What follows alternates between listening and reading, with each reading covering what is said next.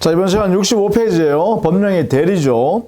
대리란 것은 대리행위라는 법령행위를 하는 주체자하고 그 대리행위에 의하여 발생되어 있는 권리, 의무라는 법률 효과를 가져가는 본인이라는 주체가 분리되는 거예요. 즉 행위 당사자와 효과를 귀속하는 주체 당사자가 분리되어 있다는 것이 가장 큰 특징으로서 대리제도죠. 이러한 대리제도는 일반 원칙적으로 어떤 기능을 하냐, 이거는 사적 자치를, 개인적 활동 역량을 확장하는 기능을 합니다. 기본적으로, 그죠? 이게 기본 기능이에요. 그리고 개인의 능력이 부족한 사람에 대해서 우리는 법에서 제한 능력자라고 규정하고 있죠. 행위 능력이 제한된다 해가지고, 그죠? 이 사람들을 도와줄 법정 대리인이 필요하단 말이에요. 그래서 법정 대리 제도를 본다면은 사적 자치를 보충해주는 역할을 하기도 하죠. 이렇게. 그래서 이거는 주로 보완하는 기능을 합니다. 보완 기능. 그죠? 그래서 기본적 기능은 확장 기능으로서 해서 주로 임의 대리에서 주로 일어나는 내용이고요. 이것은 법정 대리에서 주로 일어나는 현상이다. 이렇게 보시면 되겠죠. 그래서 이러한 기능을 대리가 합니다. 이때요, 대리의 본질은, 대리제도의 본질요. 본질은 결국은 대리 행위를 누가 하느냐라는 것이에요. 대리 행위의 주체가 누구냐. 여기에 대한 논의죠. 여기에 대해서 현재 통설은요, 학계 통설은 대리인이 의사결정을 스스로 해서 대리 행위를 하는 것이다 해서 대리인 행위설을 통설로 하고 있습니다. 이것이 우리 민법의 태도이기도 해요. 민법의 태도. 이게요. 대리인이 행위 주체다. 민법의 태도 근거는 뭐냐? 민법 116조에 가면 나중에 보겠습니다만 대리행위의 하자 유무는 대리인을 기준으로 판단한다라는 게 원칙으로 선언했어요. 원칙. 그래서 결국은 대리행위를 하는 주체는 대리인이 하는 것이다라는 근거에 의해서 116조를 만들었다라고 봐야 되니까 우리는 민법 태도도 대리인 행위설에 기초한다. 이렇게 해석하고 있죠. 자, 그것이 66페이지에 가면 제류에 있습니다. 제류에 양갈로 2번에 보시면 통설인 대리인 행위설에 따르면 대리인의 대리적 효과의사와 법의 조력에 의해서 법령행위 효과가 본인에게 기속한다고 한다. 즉 법령행위를 하는 대리인에게 법령행위 효과를 직접 본인에게 미치도록 하겠다는 의사가 있고 이에 따라서 그 내용을 인정하는 것이다 라고 했어요.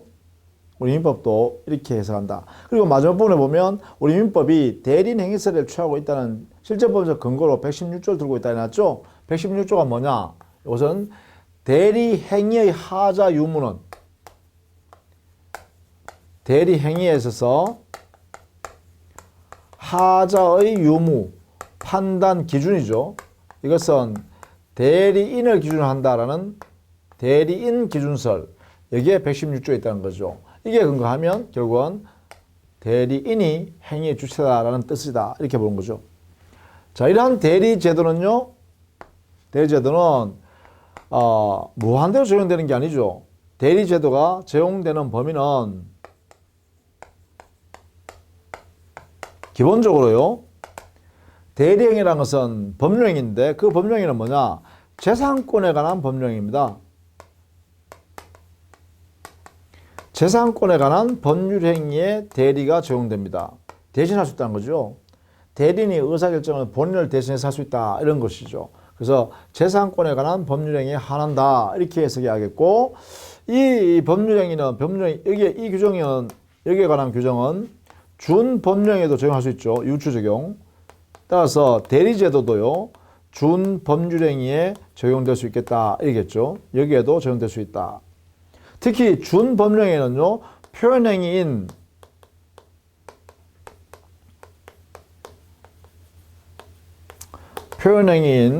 의사의 통지나 관념의 통지, 이 영역에서 주로 적용된다라는 것입니다.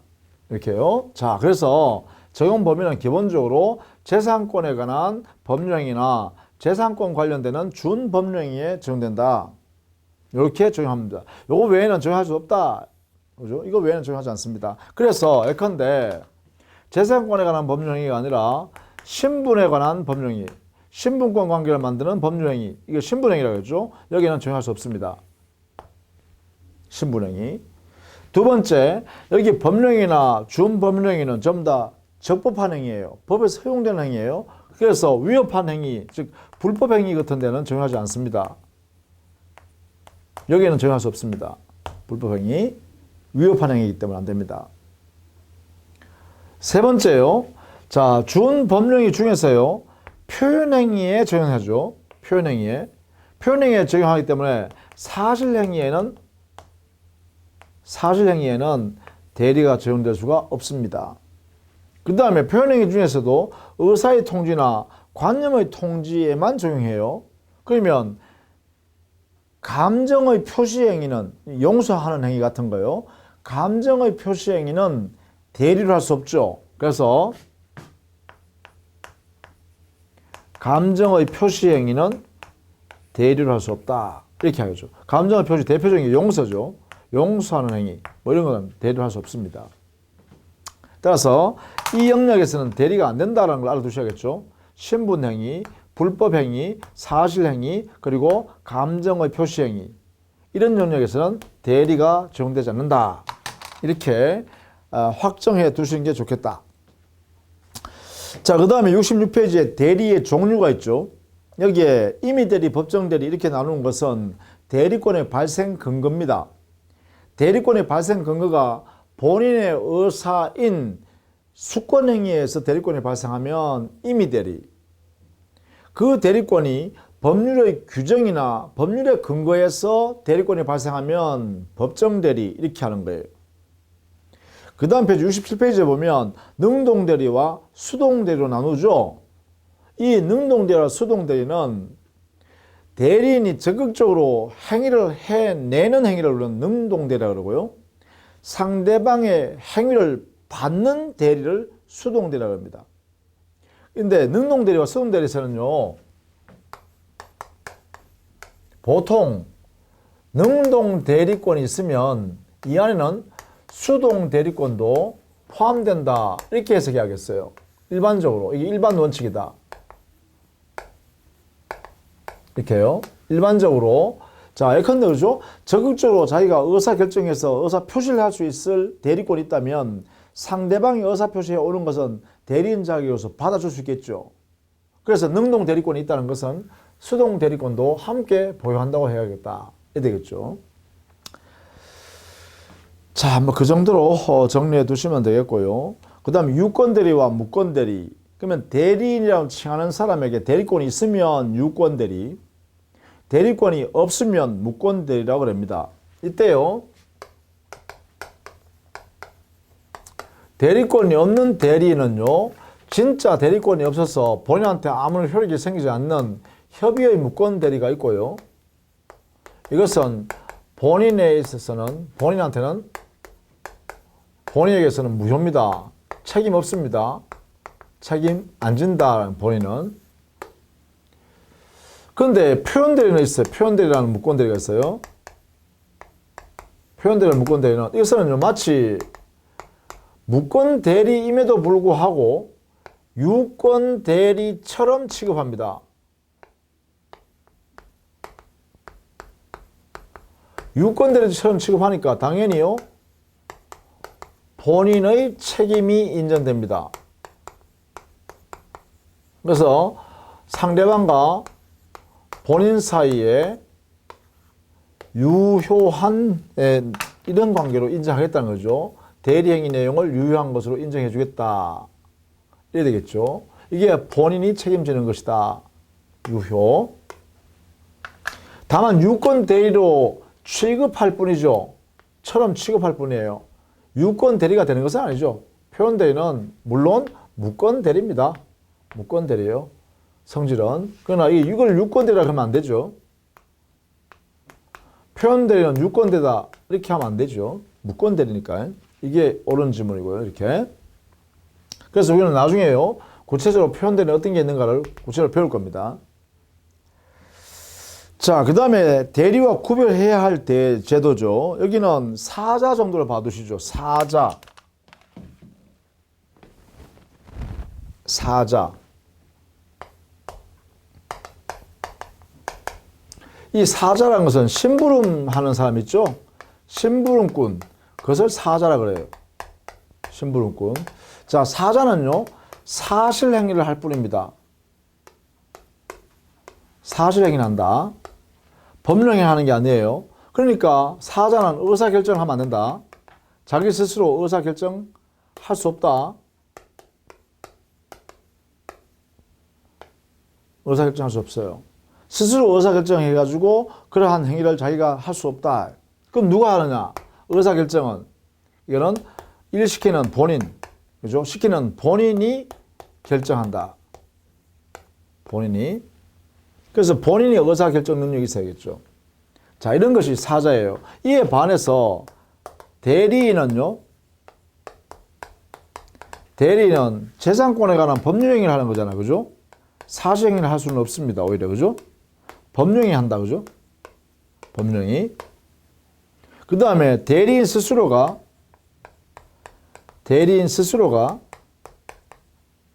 의사결정합니다. 그죠?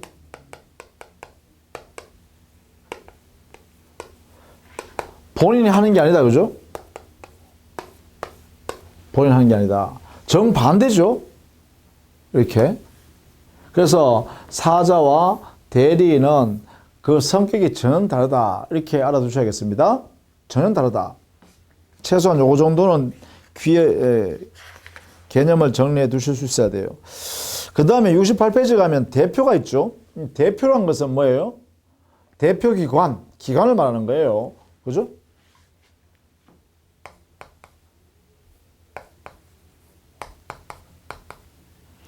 대표, 뭐 이거는 기관을 말합니다. 기관. 누구 기관이에요? 법인의 대표니까요. 법인의 기관입니다. 자, 법인의 기관이라는 것은 어떤 의미냐 하면 이것은 법인의 구성 부분이라는 거죠. 구성 부분. 다른 말로 하면 법인의 일부라는 것이죠. 이렇게. 그렇기 때문에 여기 대리인은 뭐냐? 본인과 별개의 사람입니다. 본인과 별개의 독립된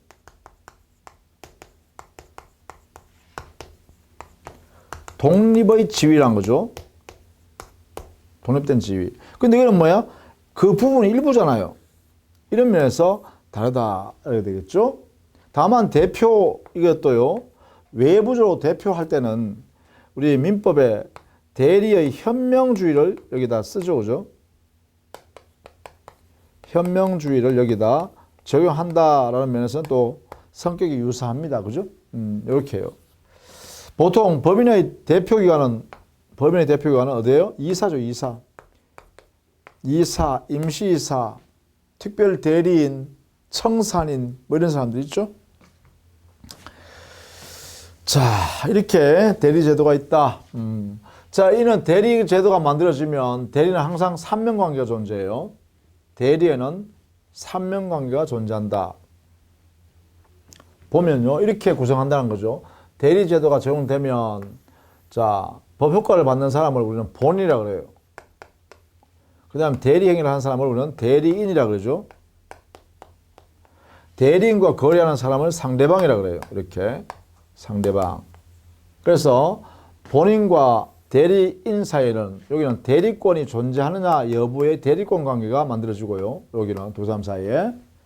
그 다음에 대리인과 상대방 사이에는 대리권을 가진 대리인이 상대방과 거래행위, 법률을 하게 되는데 그 법률 이름이 바로 대리행위가 되겠죠.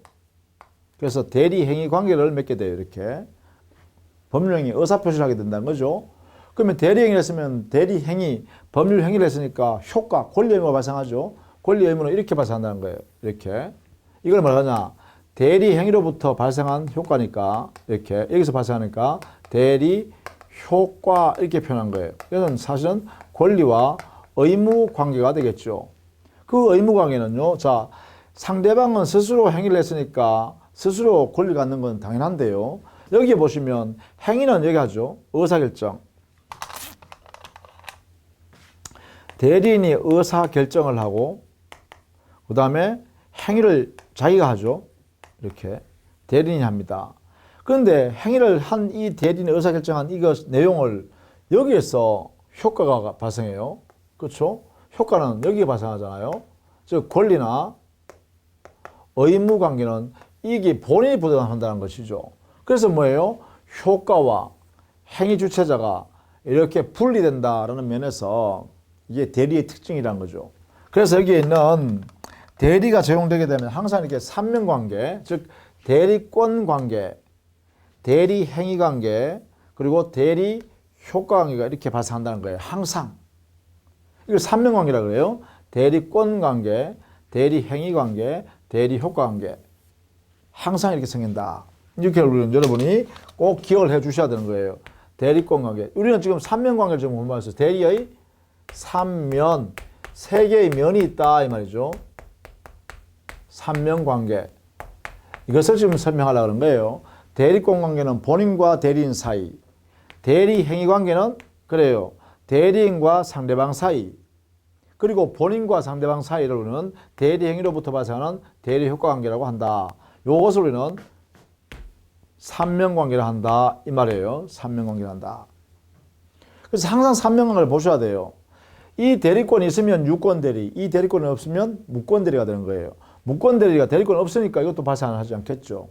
이게 무효란 거예요. 이게 없으면 무효 이렇게 되겠죠. 자, 이런 내용으로 된다. 그러면 우리는 결국은 여기에 삼면관계를 이해해야 될 거 아닙니까?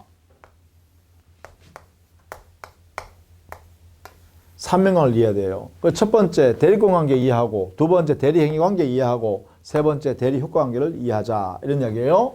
자, 첫 번째 대리권 관계, 그죠?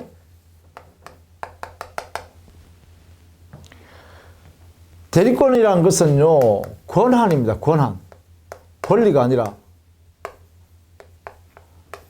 대리권 할 때 권자는 권리가 아니라 권한이다. 왜냐하면 권리는 법에 의해서 스스로 이득을 취하는 것이 보장되어 있는 힘이잖아요. 그러면 대리인이라는 사람이 대리권을 갖게 되는데 그 대리인이 그 대리인으로부터 나오는 권리를 자기가 가져가지 못하잖아요. 자기가 이득을 취할 수 없잖아요. 그게 뭐 누구한테 가요? 전부 다 본인한테 가버리잖아. 그러니까 대리권을 가지고 있는 대리인이 스스로 이득을 취할 수 있는 게 아니라는 거예요. 그런 면에서 권리가 아니라 권한이다. 권한은 건 뭐냐? 권한이란 것은 일정한 타인을 위한 자격입니다. 행위를 할 수 있는 자격. 타인 위해 일정한 행위, 법령행위를 할 수 있는 자격을 말합니다. 자격이나 지위를 말해요. 이것을 우리는 권한이라고 합니다. 권한. 그러니까 대리권이 바로 대표적인 권한이다. 우리 민법도 이렇게 해석합니다.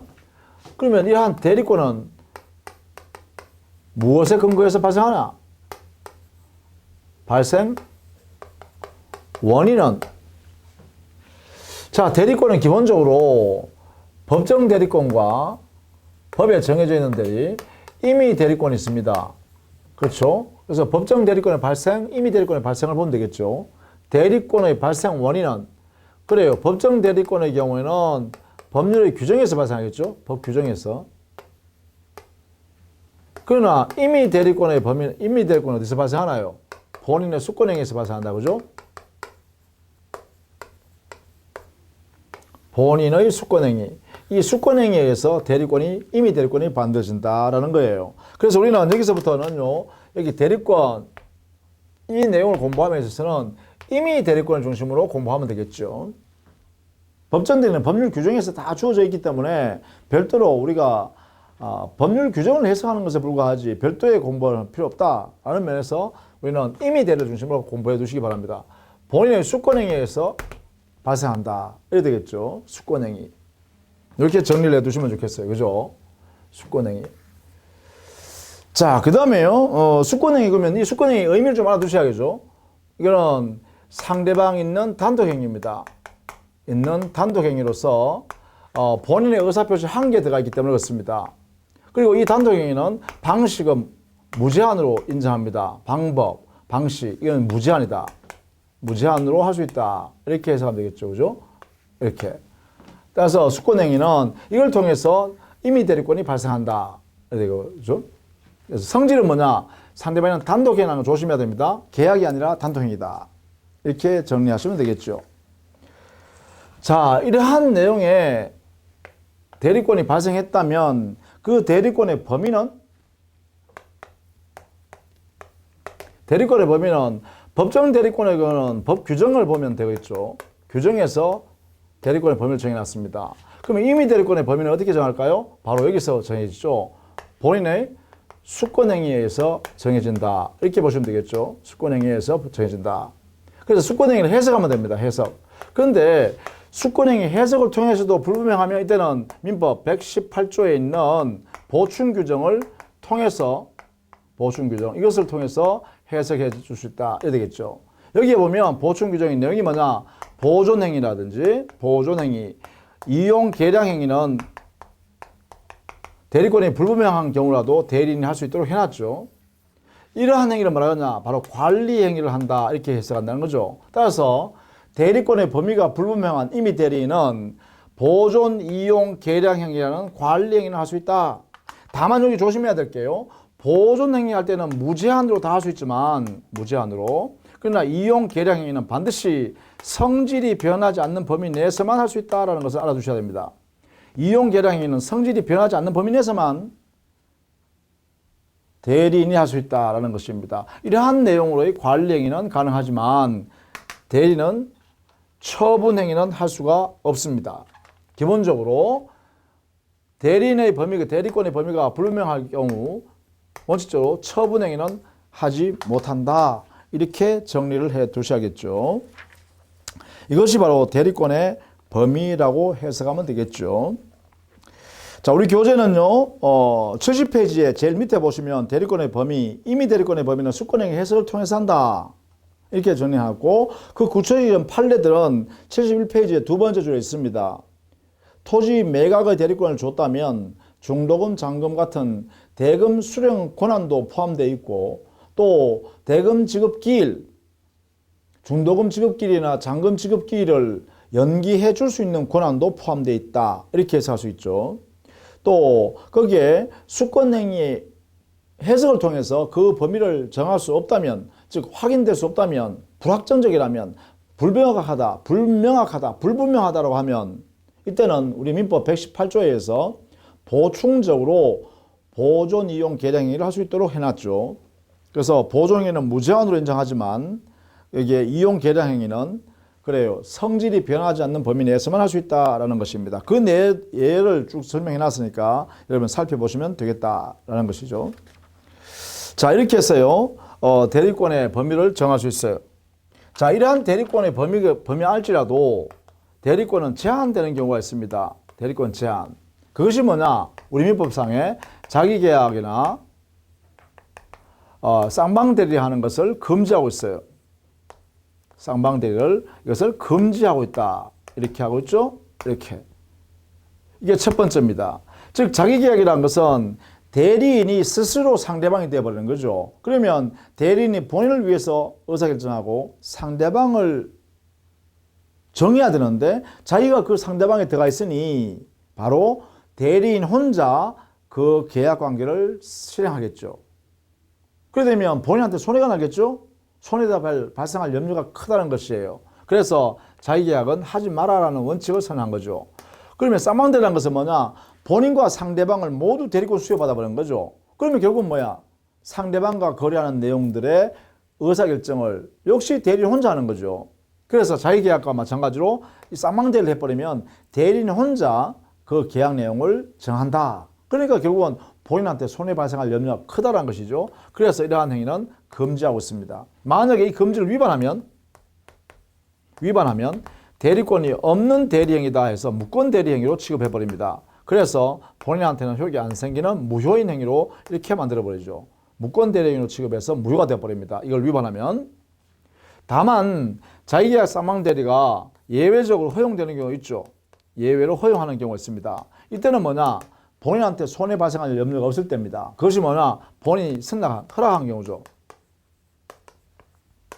본인이 허락하거나 아니면 확정된 채무를 그대로 이행하는 채무의 이행 여기에 해당되는 경우만요. 이 경우에만 자기계약을 하든 쌍방대리를 하든 본인한테 손해 발생할 염려가 없으니까 그때는 가능하다, 허용한다 이 말이죠. 예외적으로. 그죠?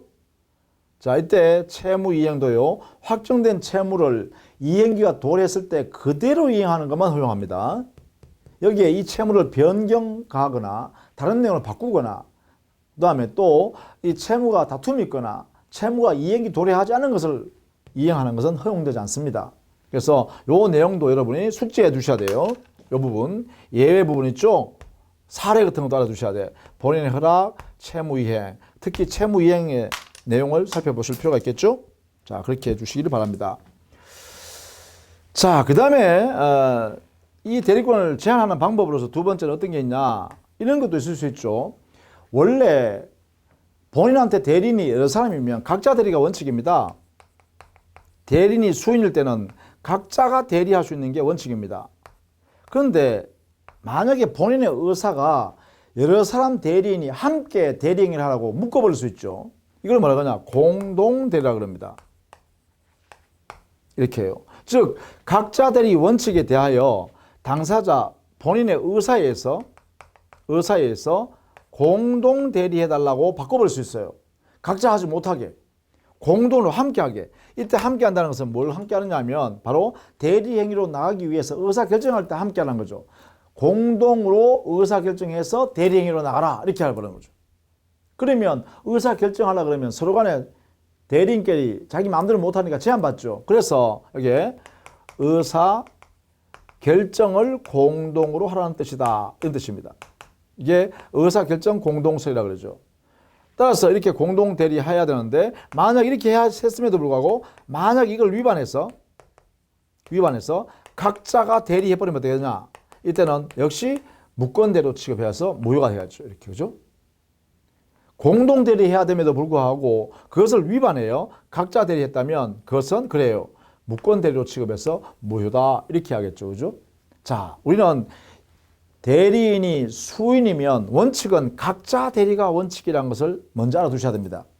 공동 대리가 원칙이 아니라 각자 대리가 원칙이고 본인의 의사나 또는 법률 규정에 의해서 여러 사람의 대리인이 함께 대리 의사를 결정해서 해라라고 공동 대리를 해라고 이렇게 해버리면 그때부터는 의사 결정을 공동으로 해야 되는 이런 내용이 제한을 받는다라는 것이에요. 자, 이런 내용이 바로 대리권의 제한하는 모습이다라는 것입니다. 우리 교재는요, 71페이지 하단에 대리권의 제한에서 자기계약 상반대리 금지 그리고 예외적으로 72페이지에 가면 예외적으로 동그라미 2번에 허용하는 예외가 있죠. 거기는 본인의 허락이나 아니면 채무 이행에 관한 것이만 허락이 유효하다. 그죠? 즉 자기계약 상반대리 할 수 있다는 것이죠. 이걸 위반하면 무권대리로서 무효가 된다는 것도 같이 알아두시기 바랍니다. 그 다음에 공동대리. 공동대리는 민법 119조는 각자 대리 원칙을 선해놨죠. 다만 본인의 의사나 법률 규정에 의해서 공동대리로 만들 수 있다. 이때 공동대리 할 때 공동이라는 것은 의사결정을 공동하는 것이다. 이렇게 했고 그것이 73페이지 제일 위에 동그라미 2번에 여기서 공동의 의미는 바로 의사결정을 공동으로 하라는 뜻이다. 이렇게 해놨죠. 자, 이때 공동 대리하여야 함에도 불구하고 만약에 이것을 위반하여 각자 대리했다면 그 효과는 무권대리로 취급한다. 이렇게 되어 있죠. 자, 이렇게 해서 정리를 해 두시기 바랍니다. 그 다음에 대리권 남용이라는 것은 대리인이 대리권 범위 내에서 본인을 위해서 대리행위한 것이 아니라 여기에요. 대리인 자기를 위해서 또는 본인이 아닌 제3자를 위해서 대리권 행사하는 것을 대리권 남용이라고 그래요. 자, 대리권 남용했다면 이때 그 대리행위는 바로 대리인이 배임, 자기의 임무를 배신하여 대리행한 것이죠. 그래서 대리권을 남용했을 때는 배임적 대리행위를 하게 되고 이 배임적 대리행위의 이 행위의 효과는 뭐냐? 자, 이거는 대리권 범위 내에서 한 대리행위이기 때문에 유효한 대리행위입니다. 유효한 대리행위. 이게 원칙입니다. 이게 원칙이에요. 원칙. 다만 만약에 배임적 대리행위를 한다는 사실을 이것을 거래 상대방이 즉 대리행위에 있어서의 상대방이 대리인이 지금 배임적 대리한다. 자기 이익이나 대리인이 아닌 본인이 아닌 제3자 이익을 도모하려고 한다는 사실을 상대방이 알았거나 또는 알 수 있었다. 과실이 있는 경우에 이때는 유권 대리로 하는 것이 아니라 예외적으로 무권 대리로서 무효가 된다 이래요. 이런 경우에 한해서만요. 대리권을 남용하고 있는 배임적 대리행위하고 있다는 사실을 상대방이 알았거나 알 수 있는 이런 상태가 있다면 이래 되겠죠. 이런 경우에 한해서입니다. 이런 경우에 한해서 이럴 때는 무권 대리로서 무효로 취급한다. 이렇게 됩니다. 요거는 예외적인 현상이에요. 원칙은 유권 대리. 다만 예외적으로 이런 경우에 한해서만 무권 대리. 그럼 이때 이런 경우에 무효 취급하는 근거는 뭐냐? 민법 107조 비진의 표시 1항 단서를 여기에 유추 적용하겠다라는 것이 이것이 우리 판례 태도이고 주류적 판례 태도이고 통설의 견해다. 이렇게 되는 거죠. 법조문을 적용하는 것은 민법 107조 1항 비진의 표시에 있어서 1항의 단서 상대방이 알았거나 알 수 있을 때는 무효이다라고 하는 거 있죠. 그것을 여기다가 유추 적용한다. 이렇게 해요.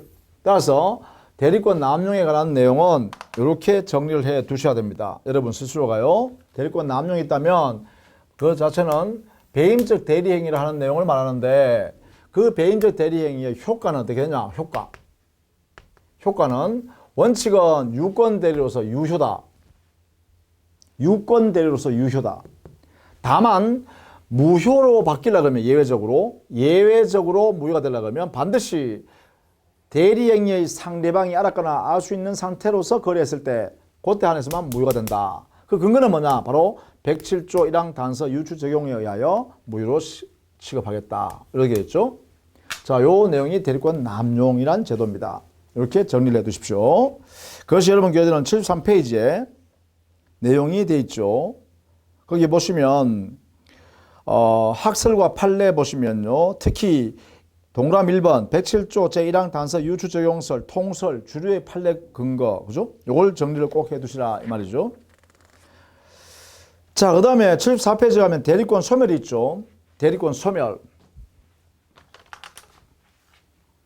5번 대리권이 어떤 사유가 되면 소멸하는가? 소멸 원인입니다. 소멸 원인. 여기는 우리 법에요.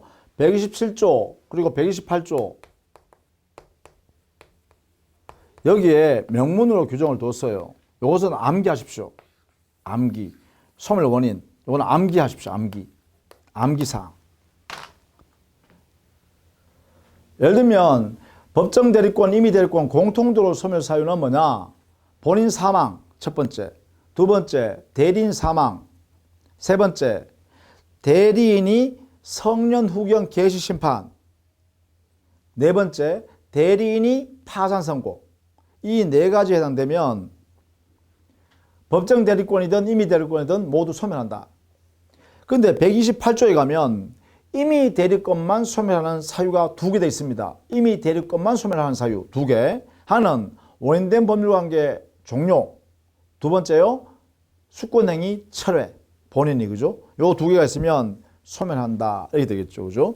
자, 이렇게 해서요. 대리권에 관한 내용을 쭉 살펴봤습니다. 첫 번째. 다음 시간에는 대리행위에 관한 설명을 정리하도록 하겠습니다. 자, 수고 많으셨습니다.